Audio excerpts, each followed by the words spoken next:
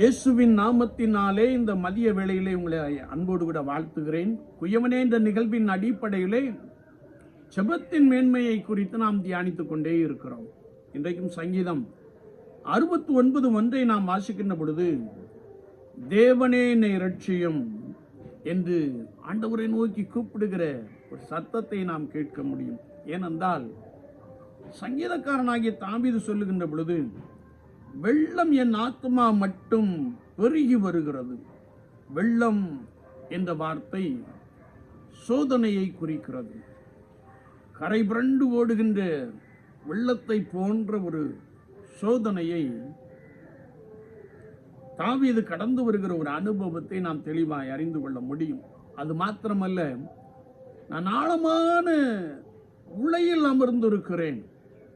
வெள்ளம் மாத்திரமல்ல, அந்த வெள்ளத்திற்கு கீழாக உளையிலே நான் மாட்டிக்கொண்டவனை போல காணப்படுகிறேன். வெள்ளங்கள் என் மேல் புரண்டு போகிறது. கூப்பிடுகிறதினால் இளைத்து போனேன். தொண்டை வறண்டு போயிற்று.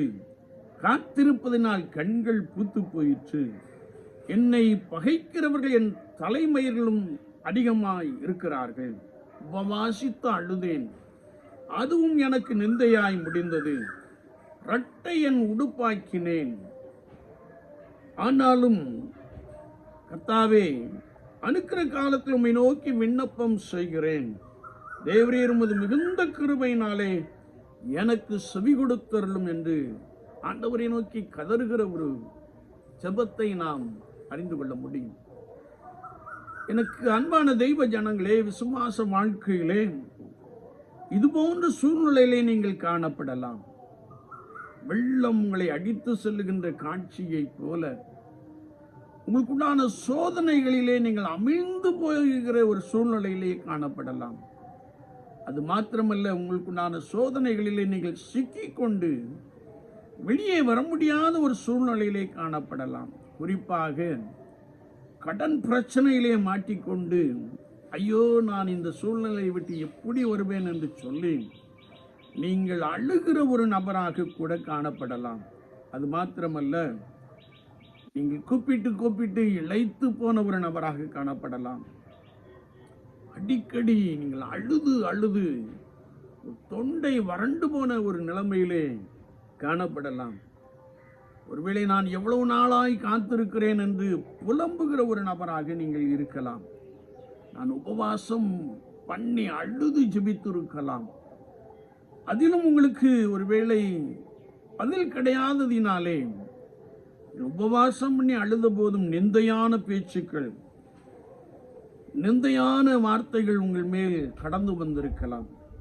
கவலைப்படாதிருங்கள். தாவீது இப்படிப்பட்ட ஒரு சூழ்நிலையை கடந்து வந்தார். இயேசு கிறிஸ்து அடிக்கப்படுகின்ற ஒரு சூழ்நிலையிலே கடந்து வந்தார். அவரை வாரினால் அடித்ததினாலே அவருடைய முதுகு உளப்பட்ட நிலம் போல காட்சி அளித்தது. பரிகாசம் பண்ணினார்கள், அவமானப்படுத்தினார்கள், நிந்தித்தார்கள், தலையிலே முள்முடி சூட்டினார்கள். எல்லாவற்றையும் இயேசு கிறிஸ்து சகித்து கொண்டார். விசுவாச வாழ்க்கையிலே இதுபோன்ற சூழ்நிலையிலே நீங்கள் கடந்து வருகின்ற பொழுது, நீங்கள் ஆண்டவரை நோக்கி என்னை ரட்சியும் ஆண்டவரே என்று சொல்லுங்கள். ஆண்டவரே, உம்மை நோக்கி விண்ணப்பம் பண்ணுகிறேன் என்று சொல்லி நீங்கள் இன்னும் காத்திருங்கள். ஆண்டவர் நிச்சயமாய் உங்கள் கூப்பிடுதலுக்கு செவி கொடுப்பார். உங்கள் சூழ்நிலை மாறும். உங்கள் பிரச்சனைகள் நீங்கி போகும். வெள்ளம்போல சத்துரு வந்தாலும் ஆவியானவர் குடியேற்றுவார் என்ற வசனத்தின்படியே கர்த்தர் உங்களுக்காக பெரிய யுத்தம் பண்ணுவார். உங்களை இருள் போன்ற அந்த சூழ்நிலையிலிருந்து வெளியே நிச்சயமாய் அழைத்து வருவார் என்ற நம்பிக்கையிலே, ஆண்டவரே, என் தேவனே என்னை ரட்சியும் என்று சொல்லி கர்த்தரை நோக்கி கூப்பிடுங்கள். அவர் உங்கள் நடுவிலே பெரியவராக இருக்கிறார்.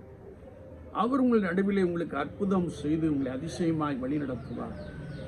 உங்கள் பிரச்சனைகள், நிந்தைகள், அவமானங்கள், சோர்வுகள் எல்லாம் நீங்கி போய் கர்த்தர் ஒரு புது பலனை கொடுப்பார். ஒரு புதிய சந்தோஷத்தை கொடுப்பார். ஒரு புதிய மகிழ்ச்சியை கொடுப்பார். நீங்கள் கர்த்தரை நோக்கி மாத்திரம் ஜெபத்திலே காத்திருங்கள். அவர் உங்களை நிச்சயமான ஆசீர்வாதங்களினாலே நிரப்புவாராக. ஆமென், ஆமென்.